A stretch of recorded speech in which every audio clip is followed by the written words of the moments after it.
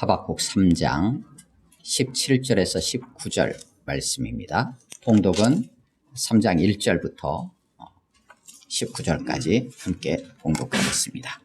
시작.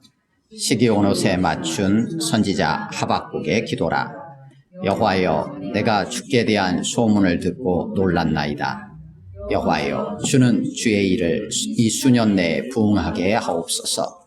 이 수년 내에 나타내시옵소서. 진노 중에라도 긍휼을 잊지 마옵소서. 하나님이 대만에서부터 오시며 거룩한 자가 바란 산에서부터 오시는도다. 셀라. 그의 영광이 하늘을 덮었고 그의 찬송이 세계에 가득하도다. 그의 광명이 햇빛 같고 광선이 그의 손에서 나오니 그의 권능이 그 속에 감추어졌도다. 역병이 그 앞에서 행하며 불덩이가 그의 발밑에서 나오는도다.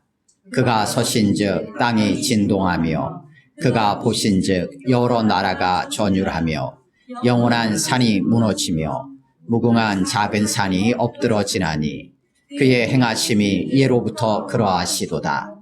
내가 본즉 구산의 장막이 환난을 당하고 미디안 땅의 휘장이 흔들리는도다.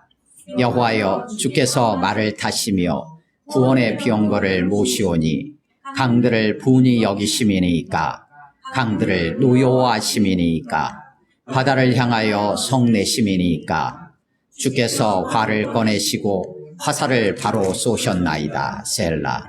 주께서 강들로 땅을 쪼개셨나이다. 산들이 주를 보고 흔들리며 장수가 넘치고 바다가 소리를 지르며 손을 높이 들었나이다. 날아가는 주의 화살의 빛과 번쩍이는 주의 창의 광채로 말미암아 해와 달이 그 저소에 멈추었나이다. 주께서 노를 바라사 땅을 두르셨으며 분을 내사 여러 나라를 밟으셨나이다. 주께서 주의 백성을 구원하시려고 기름 부음 받은 자를 구원하시려고 나오사 악인의 집에 머리를 치시며 그 기초를 바닥까지 드러내셨나이다. 셀라. 그들이 회오리 바람처럼 이르러 나를 흩으려 하며 가만히 가난한 자 삼키기를 즐거워하나 오직 주께서 그들의 전사의 머리를 그들의 창으로 찌르셨나이다. 주께서 말을 타시고 바다 곧 큰 물의 파도를 밟으셨나이다. 내가 들었으므로 내 창자가 흔들렸고 그 목소리로 말미암아 내 입술이 떨렸도다.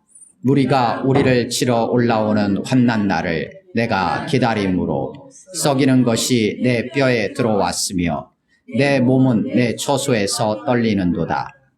비록 무화과 나무가 무성하지 못하며 포도나무에 열매가 없으며 감람나무에 소출이 없으며 밭에 먹을 것이 없으며 우리의 양이 없으며 외양간에 소가 없을지라도 나는 여호와로 말미암아 즐거워하며 나의 구원의 하나님으로 말미암아 기뻐하리로다.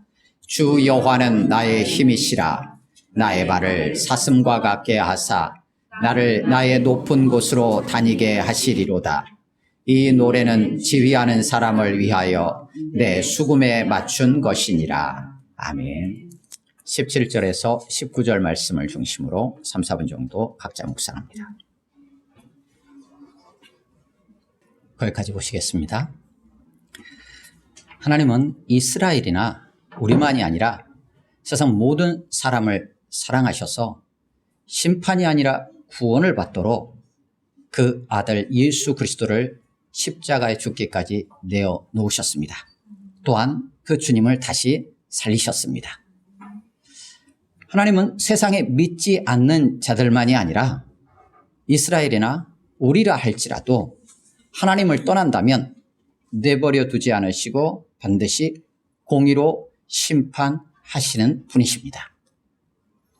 세상에서 한없이 악이 판을 칠 것 같고 또 그 강포와 억압이 끝이 보이지 않아도 하나님이 정하신 때, 그때에 반드시 그 악을 심판하십니다. 하나님이 심판하시는 그 때와 방식은 절대적으로 하나님의 주권과 하나님의 섭리 아래 있기에 우리는 그저 신실하신 하나님을 바라보고 기뻐하며 믿음으로 삶의 여정을 살아가면 됩니다. 세상이 어떻게 변하든 우리의 상황과 형편이 어떻게 바뀌든 변함없으신 주님만이 우리의 기준이시고 우리의 힘이십니다. 오늘 본문은 바로 그런 강포와 불의로 인해 부르짖던 한 선지자가 하나님의 말씀을 대면한 이후에 이러한 고백으로 하나님만을 기뻐한다고 믿음으로 노래하는 말씀입니다. 하박국서는 이제 구약성경 소선지서의 12권 중에 8번째 위치에 있는 책입니다. 시대적 배경을 1장 1절에서 명시하고 있지는 않습니다.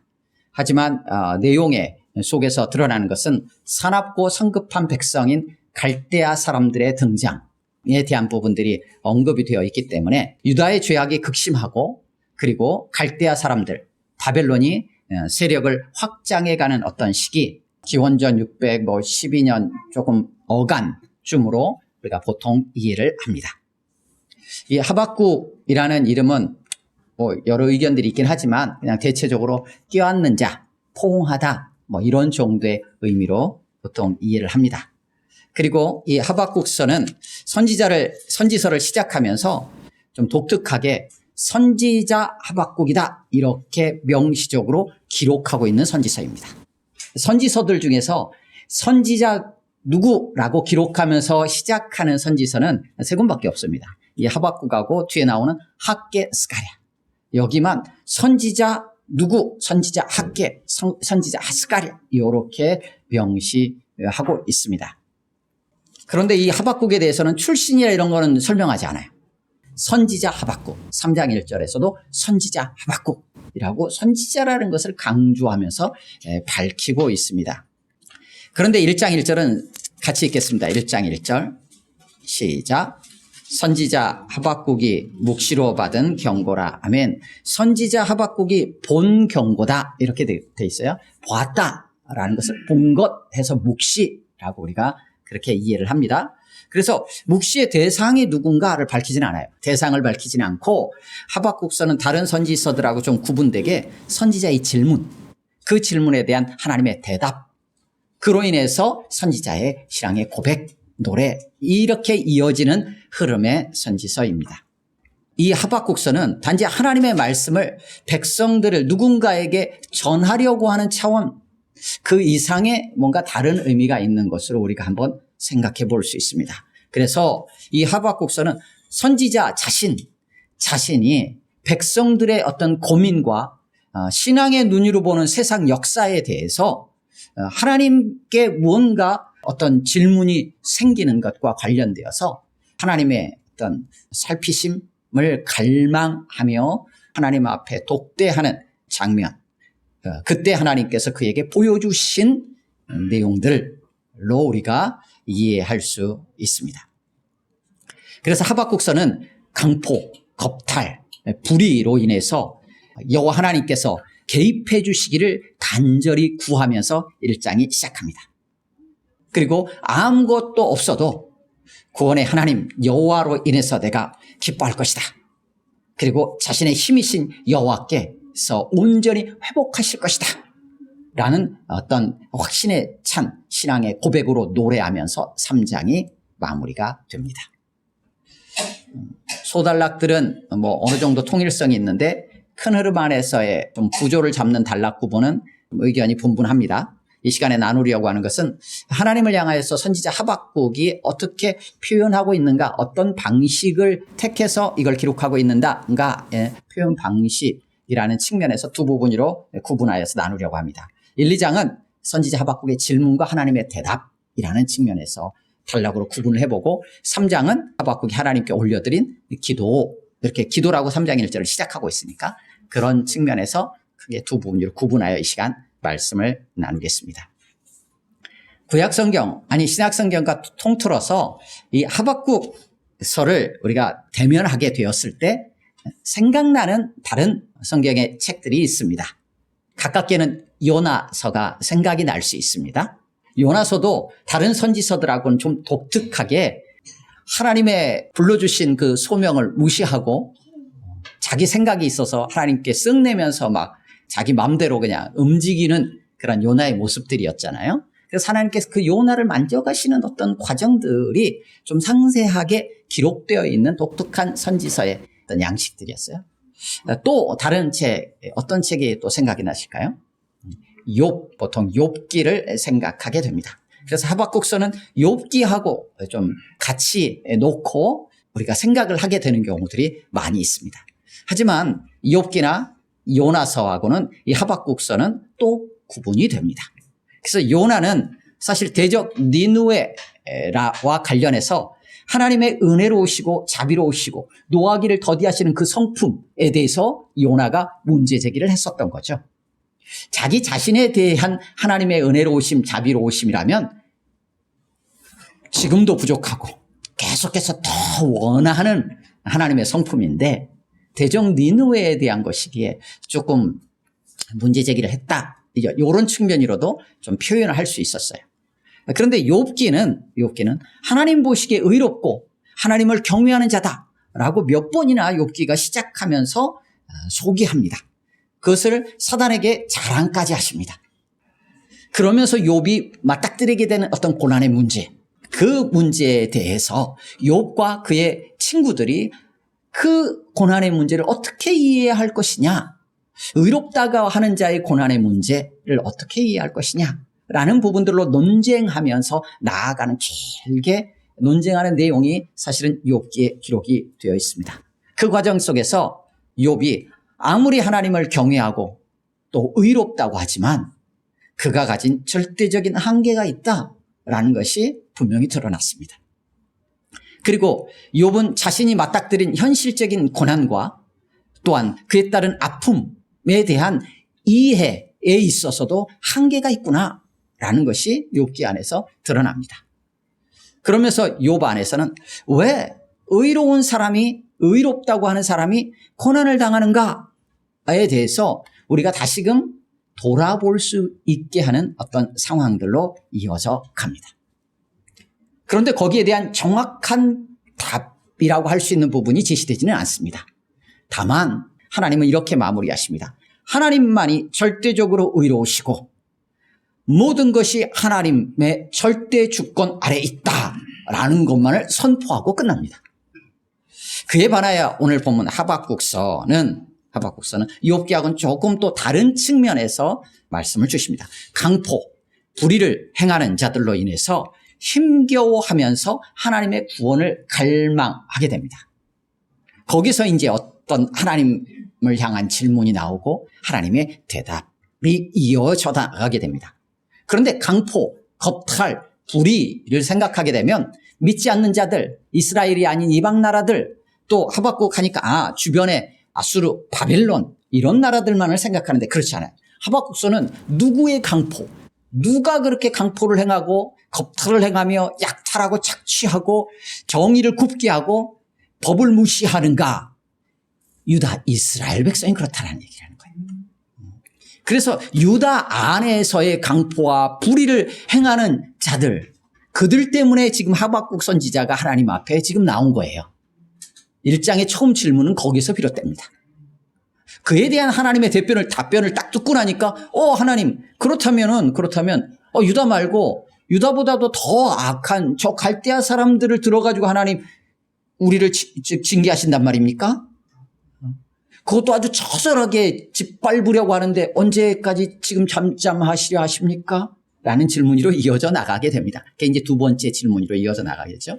그래서 욥은 왜 의로운 사람이 고난을 당하는가, 그 고난의 문제를 해결하는데 어떤 논쟁이 있었다면 하박국서는 언제쯤 되어야 악인이, 여기서 말하는 악인은 바벨론만을 의미하는 게 아니라 유다 안에, 믿는 자들 안에, 교회 안에서 불의를 행하고 법 없이 행하며 하나님이 나를 책임져 주시지, 나를 꼭 그냥 생각하면서 자기 맘대로 행하는 자들을 다 포함한 거예요. 언제쯤 악인이 심판을 받게 될 것인가에 대한 부분을 생각하게 하는 말씀입니다. 그럼에도 불구하고 하박국서는 하나님이 심판하시는 종말의 때가 반드시 성취될 것이다. 그러니까 믿음으로 살아라 라고 격려해 주시는 말씀이, 그런 말씀이 하박국서입니다. 하박국서는 1장 1절에서 선지자 하박국의 묵시로 받은 경고다라고 시작을 했고 2절부터 4절까지 하나님을 향한 질문이 시작이 됩니다. 그래서 여호와여 언제까지? 이거는 이스라엘 유다 백성들 안에서 행해지는 강포와 불의 때문에 이 하박국이 던지는 질문입니다. 1장 2절을 같이 읽겠습니다. 1장 2절 시작. 여호와여 내가 부르짖어도 주께서 듣지 아니하시니 어느 때까지가? 내가 강포로 말미암아 외쳐도 주께서 구원하지 아니하시나이다. 3절 제가 읽습니다. 어찌하여 내게 죄악을 보게 하시며 패역을 눈으로 보게 하시나이까? 겁탈과 강포가 내 앞에 있고 변론과 분쟁이 일어났나이다. 4절 이러므로 율법이 해이하고, 법이 있지만 법 없는 것 같이 행한다는 거예요. 율법이 해이하고 정의가 전혀 시행되지 못하오니 이는 악인이 의인을 애워쌌으므로 정의가 굳게 행하여집니다. 라고 탄식하듯 하나님 앞에 부르짖고 있어요. 이 질문 이어지는 이제 이 뒤쪽으로 넘어가서 하박국이 다시 질문하는 1장 12절부터 17절까지의 질문에서도 마찬가지지만 이 질문의 분위기가 어떤 분위기인가? 두 가지로 이해할 수 있어요. 하나는 하나님 이렇게 악한 자들이 판을 치고 있는데 교회 안에서도 믿는다고 하는 사람들도 이렇게 불의를 행하고 있는데 이거 언제까지 이렇게 내버려 두실 거예요? 언제 이거 심판하실 거예요? 라고 따지듯 그런 분위기로 이해할 수 있는 부분이 하나가 있어요. 그렇게 이해하기도 해요. 또 하나는 이건 가해자의 측면이에요. 가해자. 또 하나는 피해자의 측면에서 이해하기도 해요. 하나님, 악한 자들이 이렇게 강포를 행하고 법 앞에서 돈의 권력의 유무에 따라서 내 죄의 유무가 결정되는 이러한 상황들, 하나님 이것 때문에 너무 힘들어요. 하나님 언제쯤 여기서 내가 이겨나갈 수 있을까요? 라는 피해자의 관점에서 한번 이 부르짖음을 이해해 볼 수 있어요. 분위기는 전혀 다르죠? 전자는 하나님 언제 심판하실 거예요? 하고 따지듯 심판하지 아니하시는 하나님을 향한 왠지 좀 불만도 있는 듯한 분위기, 불평도 있는 듯한 분위기의 부르짖음으로 이해하는 부분이 있어요. 또 하나는 그게 아니라 하나님 너무 힘들어요. 너무 힘들어요. 언제쯤 이들이 멈춰질까요? 너무 힘들어요. 어찌 해야 돼요? 라는 측면. 이 두 가지가 있어요.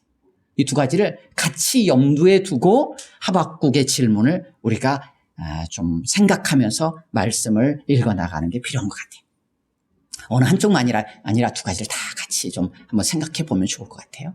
전체적인 흐름의 분위기로 보면 후자이지만 너무 힘들어요 라는 부르짖음이지만 그 속에서 하나님은 전자에 대한 부분으로 답변도 하시는 듯한 분위기도 있어요. 그래서 두 가지를 같이 염두에 두면 좋을 것 같아요. 그에 대해서 1장 5절부터 11절까지 하나님께서 대답해 주시는 거예요. 핵심적인 대답입니다. 1장 5절입니다. 같이 읽겠습니다. 시작. 여호와께서 이르시되 너희는 여러 나라를 보고 또 보고 놀라고 또 놀랄지어다. 너희의 생전에 내가 한 가지 일을 행할 것이라. 누가 너희에게 말할지라도 너희가 믿지 아니하리라. 아멘. 하나님께서 이제 대답을 해주시는 거예요. 바로 대답을 해주시는데 뭐라고 답하시냐면 너 살아있는 동안에 내가 한 가지 일을 행할 것이다. 하나님이 일을 행하시겠다라는 얘기잖아요. 그럼 그 행하시는 일이 무엇인가라고 했을 때 6절부터 11절까지 쫙 등장하는데 그게 뭐냐면 너희 안에 있는 악한 자들 있냐? 내가 갈대아 사람들을 일으켜가지고 그들을 칠 것이다 라고 대답해 주시는 거예요. 그게 하나님께서 말씀하신 한 가지 일이에요. 그러니까 하박국 선지자가 딱 듣는 거예요. 교회 안에서 잘못한 자들이 있고 불의를 행하는 자들이 있는데 믿지 않는 자들, 세상의 악한 자들, 그들을 들어가지고 믿는 백성들을 치시겠다라는 거예요. 교회를 치시는 상황이 벌어지는 거예요. 이스라엘을 치고 유다를 치면 그 안에서 힘들어하는 자들도 다 그 핍박과 또 전쟁으로 인한 고통을 같이 감내해야 돼. 같이 겪어나가야 되는 거예요. 같이 죽음으로 나아갈 수밖에 없는 상황이에요. 거기 안에서 핍박받았던 자들, 억압당했던 자들은 배제되는 게 아니라 다 그 안에 같이 더 힘든 것처럼 보이는 상황이 펼쳐지는 거예요. 그런데 이방 나라를 통해서 갈대아 사람을 통해서 더 악하다고 생각되는 자를 통해서 하나님께서 하시겠다라는 거예요. 그러니까 하박국 선지자가 하나님 그러면 하면서 1장 12절부터 17절까지 다시 질문을 던지는 거예요. 12절입니다. 1장 12절 같이 읽습니다. 시작.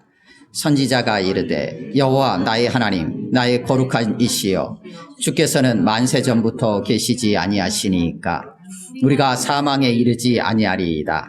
여호와여 주께서 심판하기 위하여 그들을 두셨나이다. 반석이시여 주께서 경계하기 위하여 그들을 세우셨나이다. 하나님이 하시는 일에 대해서 뭔가 불만이 있다거나 이런 느낌은 아니에요. 하나님 심판하시기 위해서 하나님이 뜻하신 뭔가 세우신 자들이 있군요 라는 걸 인정하고 있는 거예요. 그러니까 어찌 보면 하박국 선지자는 요나와 같은 마음으로 출발한 것처럼 보이지는 않아요. 하지만 질문에 대한 분위기는 두 가지를 다 염두에 두고 생각해 보는 게 필요한 거예요. 그러면서 1장 13절부터 17절까지 쭉 이어지면서 17절 1장 17절 같이 읽겠습니다. 시작. 그가 그물을 떨고는 계속하여 여러 나라를 무자비하게 멸망시키는 것이 옳으니까. 이렇게 하나님 앞에 다시 질문을 던지는 거예요. 그러면서 갈대아 사람들의 문제가 뭘까? 왜 이 질문을 던지고 있을까를 1장 13절에서 먼저 이렇게 밝혔습니다. 1장 13절 같이 읽습니다. 시작. 주께서는 눈이 정결하심으로 악을 참아보지 못하시며 패역을 참아보지 못하시거늘 어찌하여 거짓된 자들을 방관하시며 악인이 자기보다 의로운 사람을 삼키는데도 잠잠하시나이까. 나는 의인입니다. 그런데 악한 자가 의인을 치십니까? 라는 질문이 아니에요. 1장 2절에서 4절까지 하박국 선지자가 던졌던 질문은 우리 안에 너무나 악하다라는 거잖아요. 그로 인해 너무 힘들다는 거잖아요. 그러니까 하나님께서 내가 갈대아 사람들을 통해서 칠 거야. 징계할 거야. 라고 하니까 하나님 심판하실 자를 두셨죠. 근데 악인이 자기보다 그들보다 조금은 더 의로운, 내가 의인이라는 게 아니라 그들보다는 좀 덜 악하다는 의미겠죠. 그들을 친단 말입니까? 그렇게 해서 계속 치고 17절에 의하면 아주 그냥 짓밟아서 아예 없애기까지 막 이렇게 하려고 하는데 그냥 잠잠히 계시려는 겁니까? 라고 이제 하나님 앞에 하나님의 뜻들을 구하고 있는 거예요. 그래서 질문을 다시 던지는 거예요. 누가 세상이 막 우리를 치려고 하면 나는 의로운 데라고 저기 하려고 해요. 그게 아니라 내 안에 어떤 불의들로 인하여서 하나님께서 들어 사용하시는 징계의 도구가 있는 거예요. 통로가 있는 것입니다. 아이들이 잘못했을 때 매를 들면 이 매가 참 의롭고 이 매는 너무 귀하고 존귀한 해서 아이를 지금 잘못했으니까 의로운 매로 때리는 게 아니에요. 이 매는 나중에 어떻게 버립니까? 자녀를 회초를 친 다음에 부러뜨려 버리죠. 부러뜨려서 어떻게 버려버리는 거예요. 이게 더 의로워서가 아니에요. 그래서 악인이 의인을 치게 하십니까가 아니에요. 악인이 자기보다 의로운 자, 우리도 지금 악한데. 그래서 치는 정도가 아주 진멸해가지고 짓밟아 버리는 거 하나님 계속해서 잠잠히 그냥 두시려고요? 라고 질문을 던지고 이에 대해서 하나님께서 2장 1절부터 20절까지 2장 전체를 통해서 대답을 주십니다. 그래서 2장 1절에서는 하박국 선지자가 이렇게 질문한 다음에 파수하는 곳에 올라가요. 올라가서 성내에서 하나님 뭐라고 대답하실지 내가 기다리겠습니다 라는 거예요. 요나서는 성읍 동쪽으로 가가지고 딱 음악 짓고는 나 어떻게 되나 보자 이런 분위기였다면 하박국 선지자는 파수하는 곳에 올라가가지고 여기는 느낌이 이제 그런 느낌처럼 보이기도 해. 2장 1절 뒤쪽에 뭐 어떻게 대답하실는지 보리라 이렇게 번역이 되어 있으니까 글로만 보면 그런 느낌으로 오해할 수 있는데 그런 건 아니에요. 하나님 그 앞에 표현되어 있잖아요. 내게 무엇이라 말씀하실는지 기다리고 바라보며 이렇게 되어 있잖아요. 2장 1절에서. 그러니까 하나님 뭐라고 대답하실지 내가 거기서 기다리겠습니다 라는 의미예요.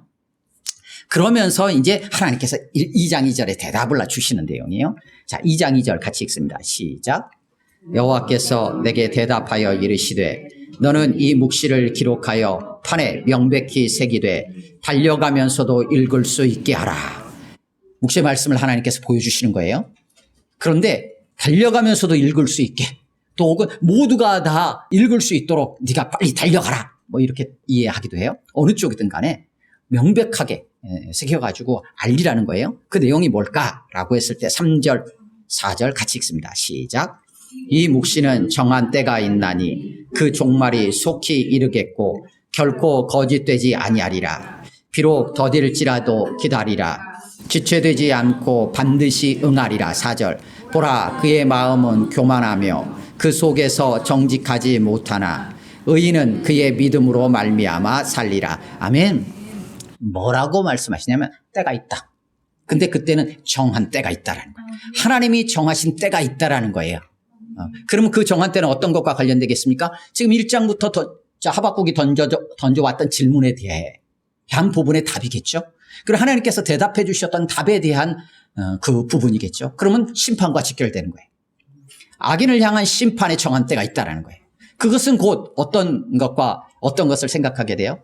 악인들로 인하여서 힘겨워했던 자들이 소망과 회복을 이룰 수 있는 어떤 때이기도 한 거죠. 그 정한 때가 정해져 있다. 그런데 1차적으로 직접적으로는 종말이다라고 밝히는 거예요. 그 종말이 속히 이를 것이다 라고 하나님께서 분명하게 말씀하시는 거예요. 그러면서 덧붙입니다. 더딜지라도 기다리라. 반드시 응하리라 라고 하나님께서 말씀해 주시는 내용이에요. 때가 있는데 그 때 더딘 것처럼 보이느냐? 하지만 속히 이를 거야. 그러니까 어떻게? 기다려. 기대하고 기도하며 기다려 라는 의미가 포함되어 있는 단어라고 이해하시면 돼요. 기다리라는 거예요. 그것을 4절에서는 뭐라고 표현했냐면 믿음이라고 표현한 거예요.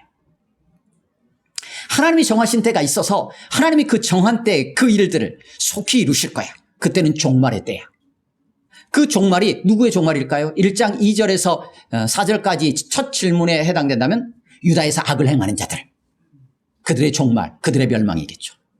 그런데 하나님의 대답을 듣고 나서 하박국 선지자가 다시 질문한 1장 12절에서 17절의 질문과 연결해서 생각한다면 누구의 멸망일까요? 종말일까요?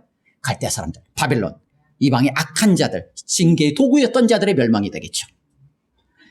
지금 2장 3절과 4절을 신약 성경에서 인용을 하고 있어요. 세 군데서 인용을 하고 있는데 로마서와 갈라디아서와 히브리서예요. 근데 히브리서 10장 37절, 38절을 통해서 우리가 이해할 경우에는 누구를 생각할 수 있느냐? 주님이 다시 오실 때 최종적으로 궁극적으로 성취되어질 종말로 우리가 이해할 수 있어요. 지금 우리 안에서 함께하는 자들 중에 그들로 인해서 내가 힘겨운 거예요. 같은 공동체 안에 있는 자들로서 힘에 겨운 거예요. 그래서 어찌해야 됩니까? 라고 하는 그들에 대한 하나님의 심판의 때도 반드시 정한 때가 있다. 그런데 우리가 그러고 있으니까 밖에서 막 치고 들어와요. 그래서 우리 전체를 힘들게 해. 그들을 향한 종말도 정한 때가 있다. 최종적으로 주님 다시 오심으로 이 땅의 모든 악에 대해서 심판하시고 하나님의 사람들을 구원하실 그 종말의 때 또한 정해져 있고 있다. 그러니까 어떻게 해요? 더딘 것처럼 보이지만 내가 속히 이루고 있는 것이다. 더딘 것처럼 보이지만 내가 속히 이룰 것이기에 기다리라. 그게 믿음이다. 그 믿음으로 너의 삶의 여정을 살아가라. 이게 2장 3절 4절에서 하나님이 하박국 선지자에게 주시는 답변의 내용입니다. 그들이 얼마나 악한가라는 것을 2장 이제 5절부터 쭉 설명해 나가요. 그리고 그들을 향한 화를 무리들이 선포합니다. 5번에 걸쳐서 화를 선언한 내용이 계속 이어지는 게 2장 20절까지 이어집니다. 그래서 2장 19절에서 그 화선언이 끝나고 2장 20절에서 하나님이 이렇게 선포하십니다. 2장 20절 같이 읽습니다. 시작. 오직 여호와는 그 성전에 계시니 온 땅은 그 앞에서 잠잠할지니라 하시니라. 아멘, 아멘. 하나님은 그의 성전에 계시다. 이스라엘, 유다, 하나님께서 갈대아 사람 바벨론을 들어서 징계로 심판하실 거예요. 그래서 예루살렘 성전도 완전히 무너져요. 그런데 뭐라고 말씀하세요? 오직 여호와는 그 성전에 계시다. 그 성전이 어떤 성전의 의미예요? 건물로서의 성전의 개념이 아니라 하나님이 임하시는 성전의 개념인 거예요. 결국은 하나님께서 그 아들 예수 그리스도를 우리 가운데 보내주심으로 또 주님이 죽으시고 다시 사신 후에 승천하셔서 성령님을 우리 가운데 보내심으로 우리 안에 성령님이 함께 거하시는 전이 되었다라고 했어요. 우리가. 그러면서 뭐라고 하냐? 온 땅은 그 앞에서 잠잠할 자다. 유다만이 아니다. 이스라엘만이 아니다. 이방 바벨론만이 아니다. 온 땅이 다 하나님 앞에 있다. 하나님의 통치 아래 있고 하나님의 주권과 하나님의 섭리 아래 있다.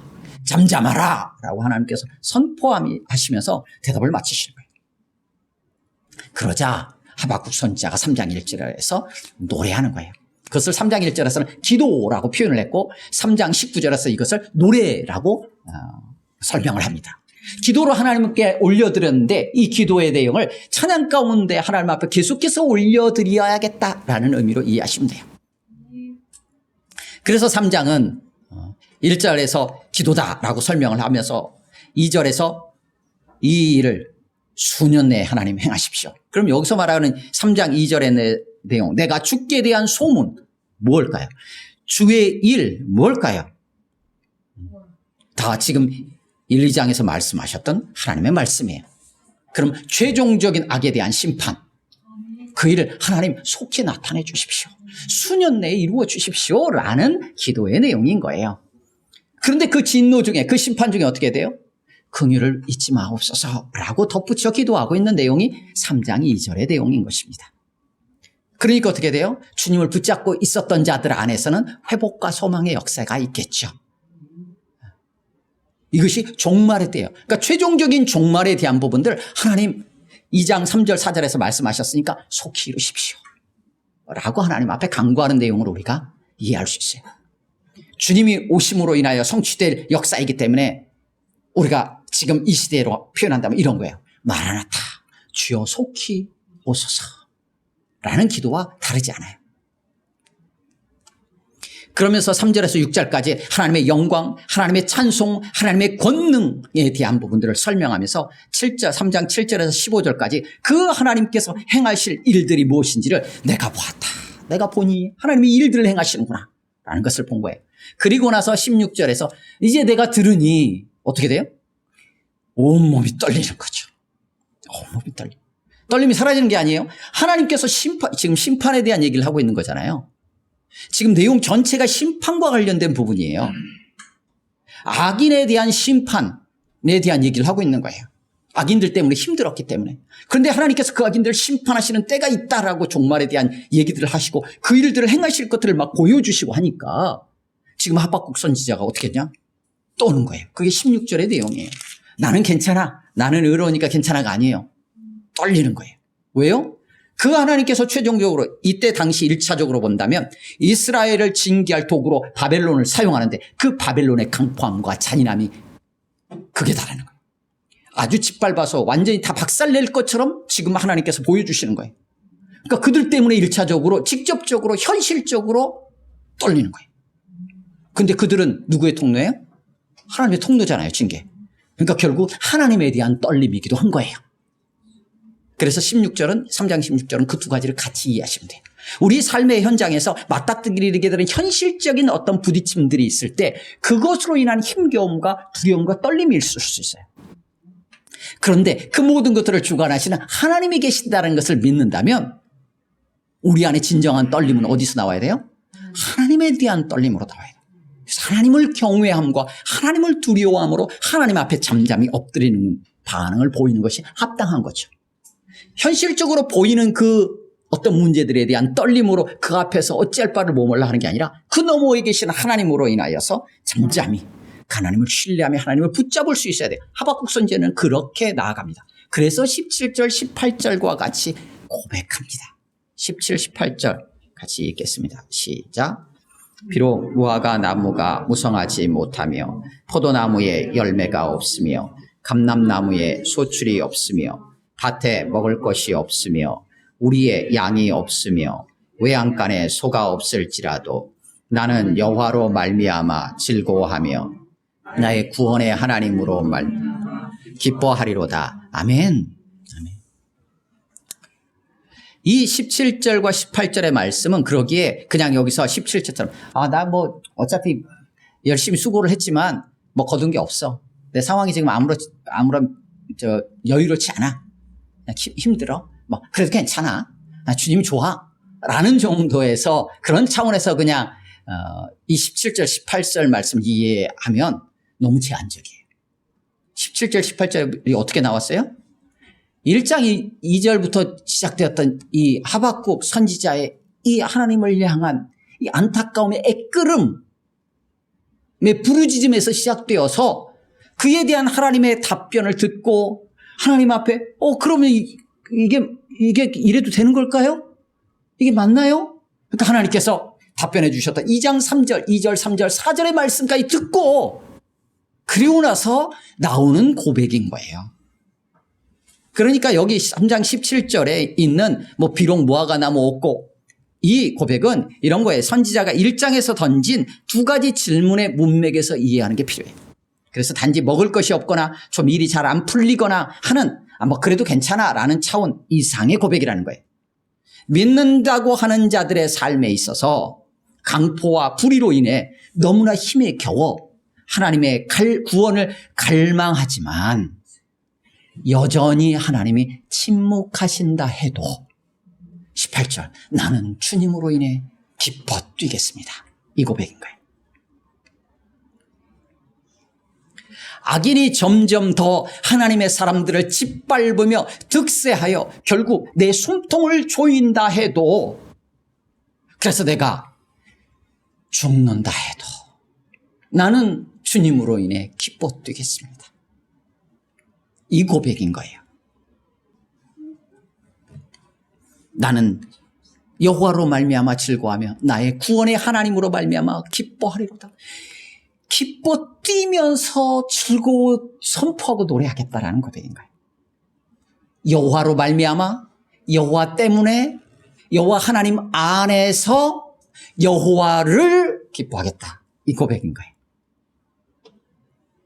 이 말씀 2장 3절 4절의 말씀을 하나님은 어떻게 성취하셨느냐 실제로 그 아들 예수 그리스도를 십자가에 죽기까지 내어 놓으심으로 성취하셨어요.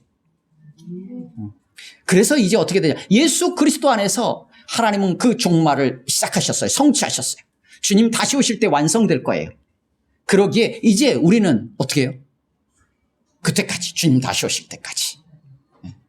악이 판을 치고 있지만 가운데서 내가 너무 힘들지만 하나님은 침묵하시는 것 같아 할지라도 나는 그리스도 예수 안에서 그리스도 예수 때문에 주님을 기뻐 뛰며 즐거워하겠습니다. 이게 뭐예요? 2장 4절에 있는 믿음이라고 표현되어 있는 거예요. 믿음은 그런 거예요. 그 바로 그리스도 예수를 내가 기뻐하겠습니다. 그 믿음의 대상이 주님인 거예요. 믿음의 상황이 이러한 거예요. 그러면서 19절에서 주여 나의 힘이십니다. 그 주님이 최종적으로 이루실 역사, 주님이 온 땅을 주관하시고 다스리시는 분, 통치하시고 마땅히 심판할 자를 심판하시고 구원할 자를 구원하실 그 힘이 있으신 그분이 내가 이 상황 속에서도 끝까지 믿음으로 살아갈 수 있는 근거가 되십니다. 오직 유일한 기준이 되시며 힘이십니다. 고백하는 거예요. 그 주님이 나를 궁극적으로 최종적으로 사슴과 같이 그렇게 높은 곳에서 험한 산낙지대에서도 마음껏 뛸 수 있는 그런 회복의 역사를 이루실 것입니다. 라고 노래하면서 하박국서가 마칩니다. 우리의 삶의 상황들을 살피면서 우리는 어떤 반응을 보이고 또 어떻게 우리의 감정들이 일어날까요? 하나님은 우리 하박국서를 통해서 우리가 어떤 모습으로 나아가길 원하시는지 생각하게 하시고 오늘 말씀하십니다. 이 말씀들을 부여잡고 우리의 삶의 여정, 주님 다시 오실 때까지 믿음으로 그리스도 예수 안에서 성령님 주시는 계속적으로 공급해 주시는 그 힘을 따라서 여정을 걸어 가십시다. 함께 기도합니다. 말씀을 기억하면서 우리 상황들을 돌아보고 또 우리 안에 이 믿음으로 살아갈 힘을 달라고 또 그러기에 그리스도 예수 안에서 즐거워하고 주님으로 인해 기뻐하는 상황과 형편의 변화 상관없이 주님이 침묵하시는 것처럼 보인다 할지라도 약속의 말씀 그 예수 그리스도를 바라보고 믿음으로 걸어갈 수 있는 기뻐 뛰는 삶으로 나갈 수 있는 참 예배자의 삶으로 갈 수 있는 우리가 될 수 있도록 도와주옵소서. 기도하시고 우리와 함께하는 자들이 이 기쁨과 이 믿음으로 같이 세워져 가게 하여 주시고 우리가 함께 주 안에서 든든히 세워져 가고 주님에게까지 자라가게 주님 인도해 주옵소서, 도와주옵소서. 이렇게 합심으로 같이 또 여러분의 가정과 또 여러분의 삶의 자리를 기억하면서 1, 2분 정도 같이 기도합니다.